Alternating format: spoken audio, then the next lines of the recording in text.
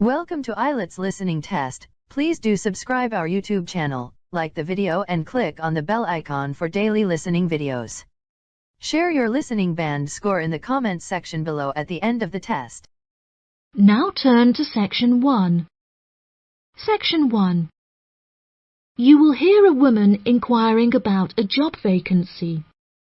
First, you have some time to look at questions 1 to 4.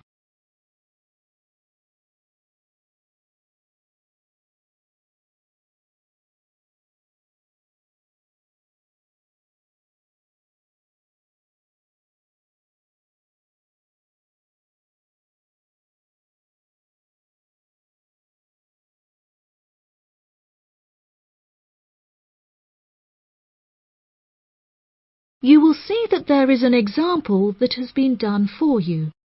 On this occasion only, the conversation relating to this will be played first. Hi there. Welcome to the Job Centre. How can I help? Good morning. I'm here to inquire as to whether you have any jobs available at the moment. Yes, we have several available. What kind of job is it that you're looking for? Well, I'll take any part-time jobs I can get. I'm really strapped for cash at the moment. The type of work the woman is looking for is a part-time job, so part-time has been written in the space. Now we shall begin. You should answer the questions as you listen, because you will not hear the recording a second time. Listen carefully and answer questions 1 to 4. Hi there. Welcome to the Job Centre. How can I help? Good morning. I'm here to inquire as to whether you have any jobs available at the moment. Yes, we have several available. What kind of job is it that you're looking for? Well, I'll take any part-time jobs I can get. I'm really strapped for cash at the moment. OK.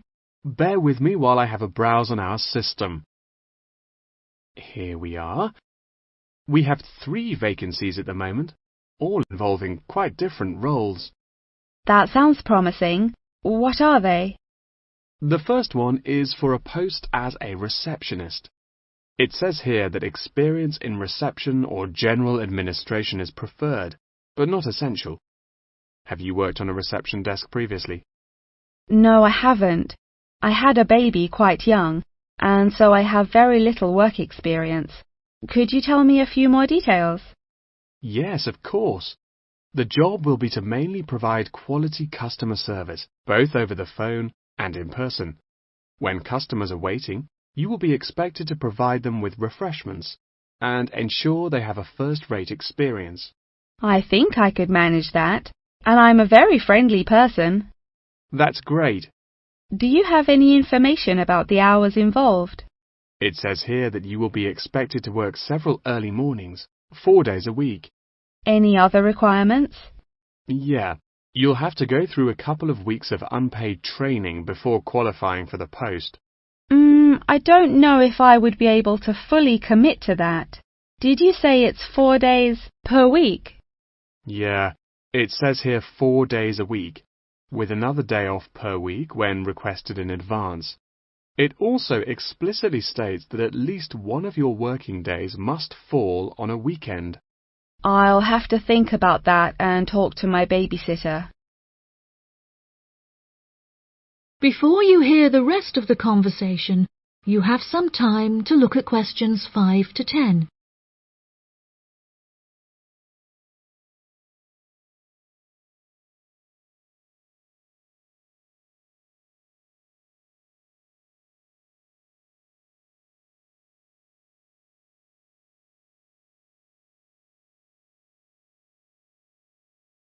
Now listen and answer questions 5 to 10. Are there any other roles beginning later in the day? Yes, there's an advertisement here for a driver. It says you'll need a clean and valid UK driver's licence, with absolutely no exception. No problems there. I passed my test first time and have never received any points. It also explicitly states that you must be over 25 and have been driving for at least 6 years. That sounds quite exciting. Is there any more information?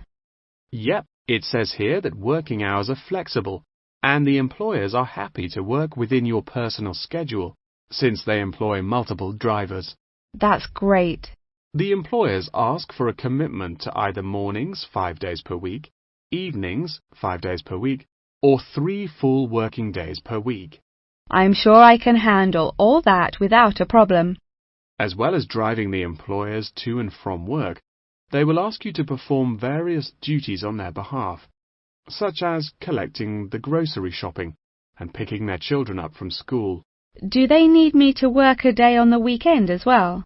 No, it says here that they only require you to work on weekdays, not weekends. That sounds interesting. Okay, there's only one more left, another customer service related post. It looks like it requires you to work short hours, quite late at night, so it might not be suitable for you. Do you want to hear about it anyway? Yeah, can't do any harm. Okay, so it's a post for a cashier in a cinema in the centre of town. I'm sure you've been to the cinema a few times, so you can guess what kind of role it would be. They're quite short and late shifts, between 5:30 and 10:30 most nights, with slightly longer shifts on Friday and Saturday nights.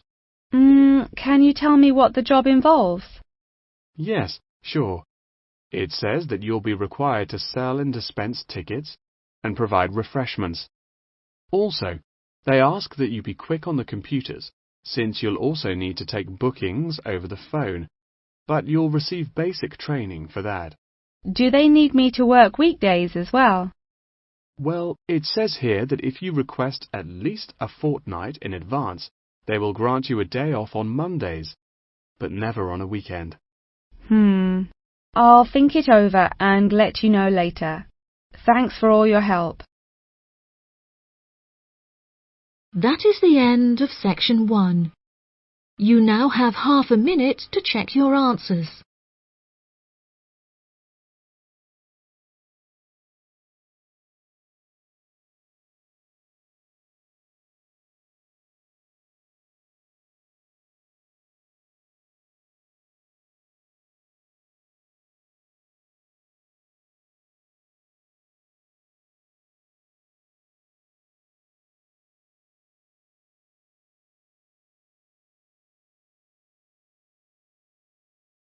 Now turn to section 2. Section 2. You will hear a representative from an organisation called Connection giving a talk about a homestay organisation. First, you have some time to look at questions 11 to 14.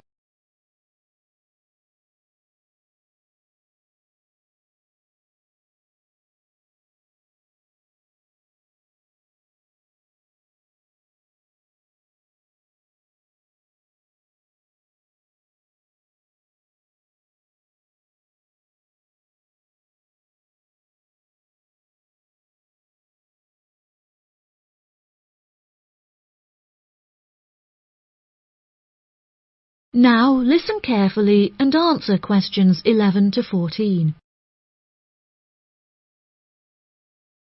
Thank you all for coming to my talk this evening. It's nice to see so many people in the audience.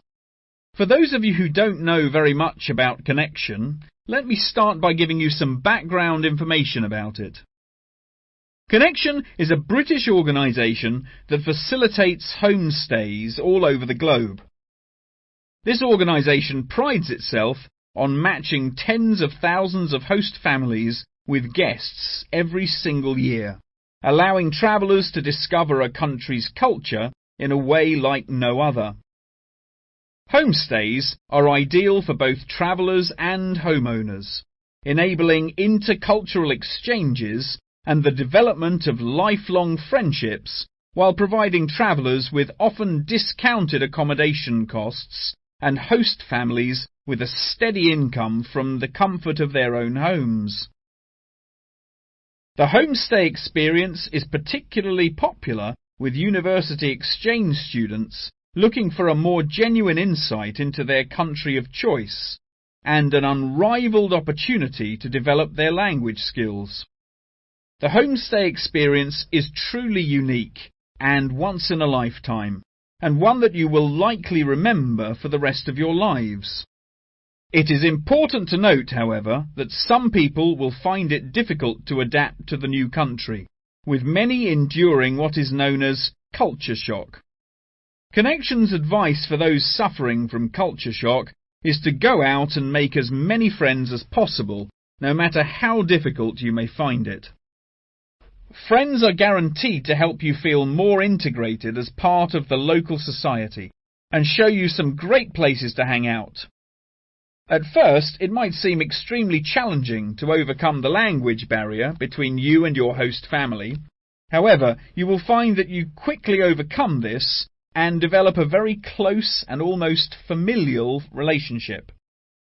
Many of our travellers have suggested that they have found discussing their hobbies and other interests with their host families is the best way to overcome any barriers, since you are more likely to find something you share in common. For example, you might find that you are both passionate about football and end up playing in the local field every week. One of our guests undertaking a homestay in a rural area of the UK told us that she and her host now take a Tai Chi class together upon a hilltop at sunrise, calling the experience absolutely breathtaking. After the first few weeks, you will find your understanding of the people around you and their culture deepens by leaps and bounds, and you will soon become one of the locals. Our hosts in over 140 countries turn a location into a culture, time into experience, and strangers into friends. Before you hear the rest of the talk, you have some time to look at questions 15 to 20.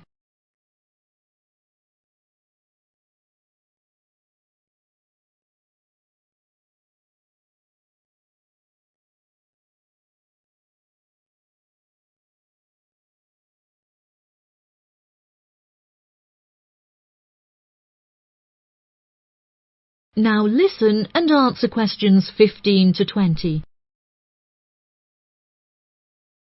So how can you find out about applying for a homestay? The best way would be to visit Connection's website, www.connection.com, and contact one of their friendly advisors for more information. Once you have confirmed your interest in the service, we would strongly advise that you remain in close contact with the registration office, which will send you several emails keeping you up to date with potential matches in your country of choice. Once registered, Connection will require you to send various documents and will act as an intermediary between you and the host family prior to final confirmation and payment. During this stage, Connection will ask you to provide 2 photos, one for the host family and the other for our own records. Please ensure that you sign the back of each photo. Due to the nature of the service Connection provides, security is an absolute must, and they will ask you to send in photocopies of your passport, birth certificate, and a bank statement as confirmation of your identity. On receipt of these documents, the official process will begin and your bank account will be debited for the initial deposit of £200. If you haven't received any acknowledgement confirming receipt of these documents from us within 7 working days, please contact the main office. As I mentioned before, due to the nature of the organisation, Connection operates a meticulous screening process, and all applicants will undergo an interview in our head office in London, with exceptions made in extreme circumstances. After your interview, it may take us several weeks to carry out the decision process, so please be patient with us. If you would like a fast-track service, please indicate this on your application, and we will notify you of the additional charges. Finally, once we have come to a result about your application, you will receive a decision in the post. If you do not receive an offer of placement, we will refund your deposit within 7 working days. That is the end of section 2. You now have half a minute to check your answers.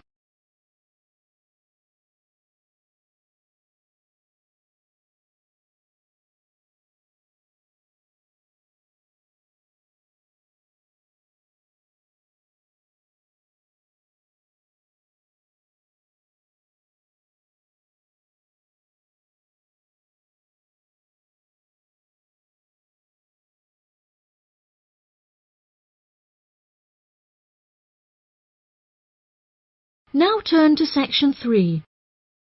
Section 3. You will hear a conversation between 2 students and their professor discussing an essay. First, you have some time to look at questions 21 to 26.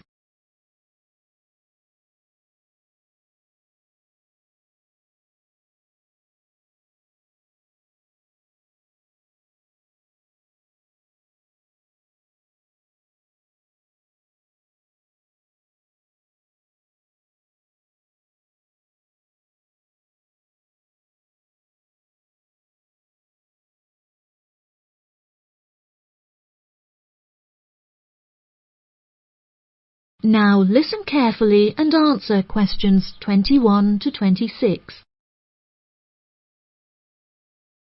For next week, I'd like you to undertake a piece of research in preparation for writing your final essay.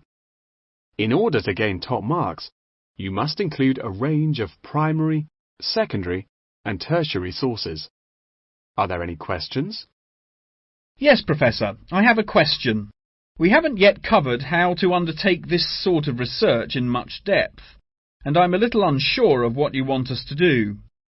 In telling us to include primary sources, do you mean you want us to design and distribute a questionnaire, analysing the results?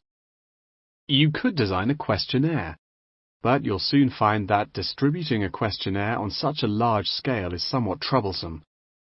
We couldn't possibly expect you to do it effectively as an individual university student without the necessary resources.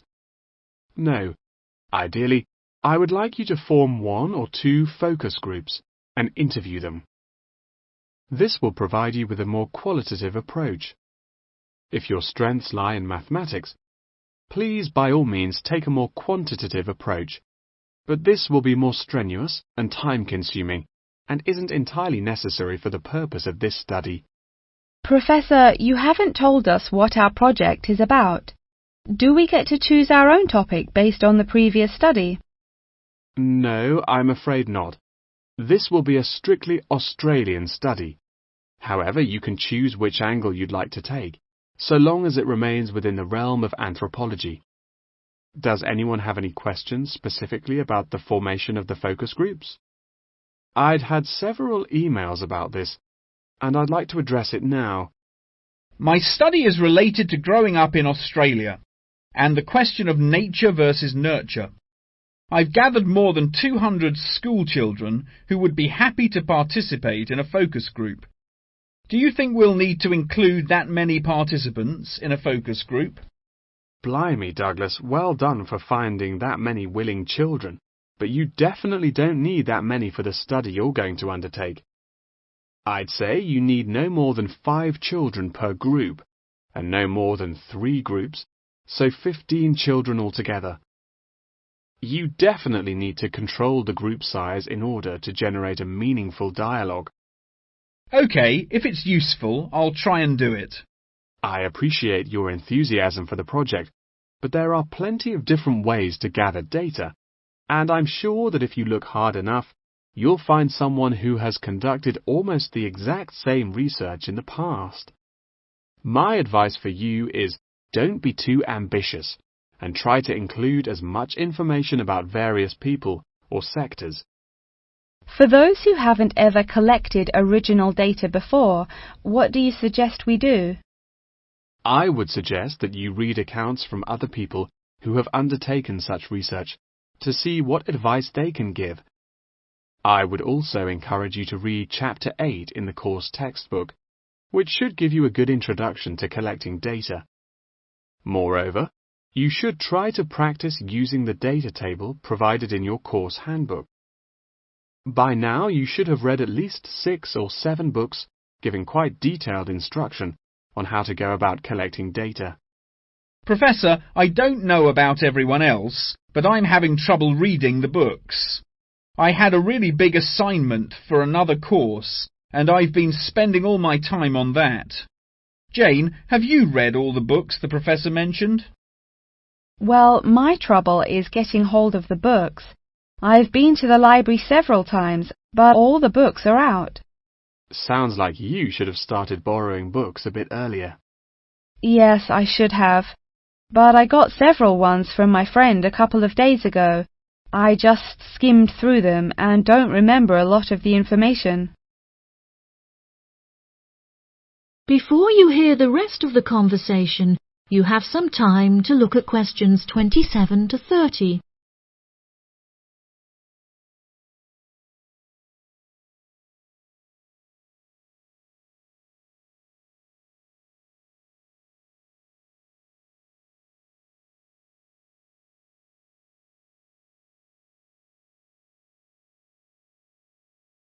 Now listen and answer questions 27 to 30. But now let's look at these things. We'll need to start thinking about which ones we'll definitely want to do for the project. OK, the first one here is the final report. If you like, we can work together on the research and data collection side of the project, and doing the final write-up. Cool, that sounds good. I'm not sure how much I'd be able to contribute, considering I haven't had a chance to read the course material, but I should be able to prepare some sheets and a list of questions that can be used during the focus group sessions. That sounds appropriate. I think so too. Do you think we'll need to write a letter to send to the participants, telling them the time and place for the interviews? Positive. I can take care of that. Well, that's great. I should also include a document for them to sign saying that they're happy to be voice recorded. Oh yes, of course, I forgot about the transcript. That'll likely be a big job, so let's do half each. I'll do one of the groups and you can do the other, OK? Sounds like a plan. That is the end of section 3. You now have half a minute to check your answers.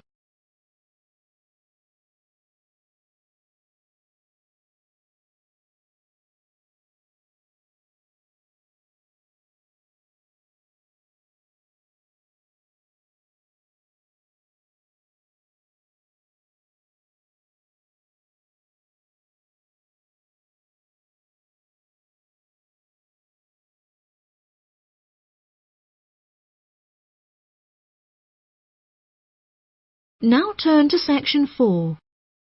Section 4. You will hear a talk on the research of the graphical symbol. First, you have some time to look at questions 31 to 40.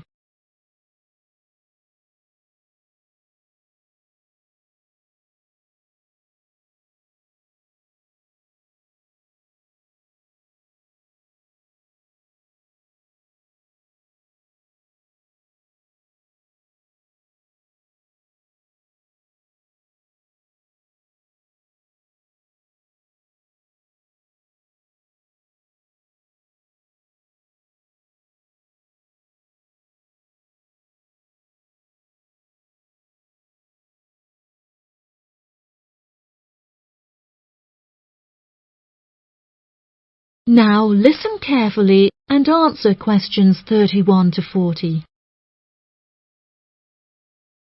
Good morning, everyone. Today I'm going to talk about the graphical symbol. A graphic symbol is a written symbol that is used to represent speech, such as those used in the Greek alphabet. The term graphic symbol encompasses anything from the logographs used in Egyptian hieroglyphic writing to ancient Chinese pictograms. early symbols were based on pictographs and ideograms before they were developed into logographic writing systems. These systems are still in use in some non-literate cultures in Africa, the Americas, and Oceania. Indeed, elements of pictography are still found in modern Chinese characters, and it is often an interesting exercise to trace the origins of some Chinese characters. Pictographs remain in common commercial use today as signs, instructions, or statistical diagrams. Road signs and public toilet signs, and even flat pack assembly instructions utilizing pictures, are considered pictographic. Ancient graphic writing systems provide researchers with a wealth of knowledge about past civilizations. In 1799, one of the most important historical discoveries was made by accident when members of Napoleon's expedition to Egypt found a stone in Rosetta that exhibited 3 different scripts. The stone, now known as the Rosetta Stone, was studied in significant depth by scholars and was first deciphered by Frenchman Jean-François Champollion in 1822. He was able to correctly determine the phonetic values of the symbols, and later research has confirmed his findings. In many of these symbols, lines are used to portray a multitude of meanings, and knowledge and understanding of these lines holds the key to comprehension of graphic writing systems. A key moment in the history of communication was the invention of the camera obscura, or camera. Although the concept can be traced back to the 5th century BC Chinese philosopher Mo Ti, the first photographic image was ultimately created in 1826 by Joseph Nicéphore Nicéph. Photography, as it was later known, enables researchers to piece together and better understand history. Today, photography forms a huge part of everyday life, and most publications contain a vast number of photographs. Photography is used in advertising and is now becoming a way to increase awareness of existing world issues. For example, animal welfare charities are increasingly using photography to advertise animals that are at high risk of endangerment. Charity workers are sometimes flown to far-flung locations to document the suffering endured by high-risk animals in an attempt to raise human awareness of their consumption activities and how they impact others. One recent high-profile campaign was undertaken by attaching a camera to the foot of a bird in order to obtain photographs of the animals in their natural habitats and understand how often they come into contact with human waste. A soon-to-be-released documentary about the suffering of animals on Midway Island shows the full extent to which human consumption is harming animals thousands of miles away from us.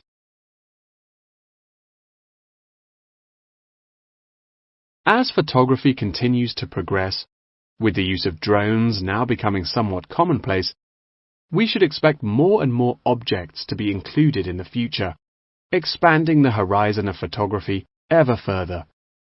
Indeed, the downward pressure on traditional media prices means that media companies are being forced to get creative on how to make a profit.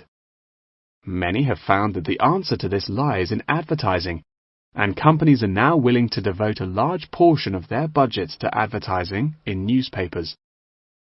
By the same token, marketing has become an essential part of a company's business model, often meaning the success or failure of a company.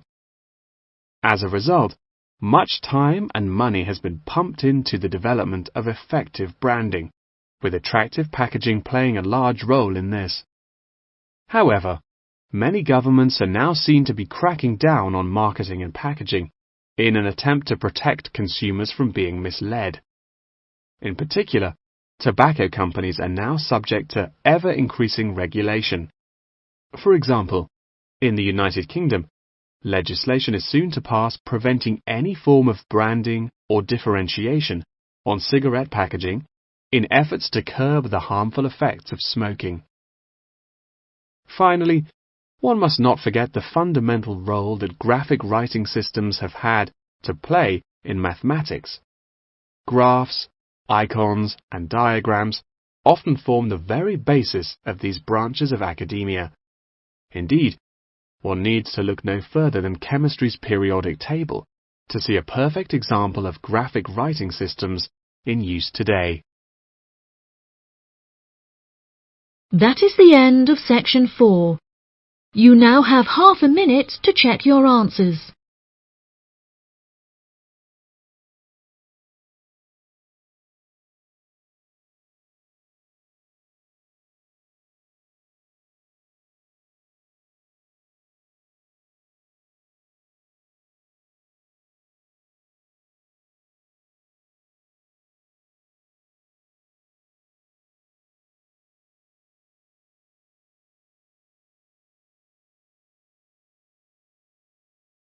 That is the end of the listening test.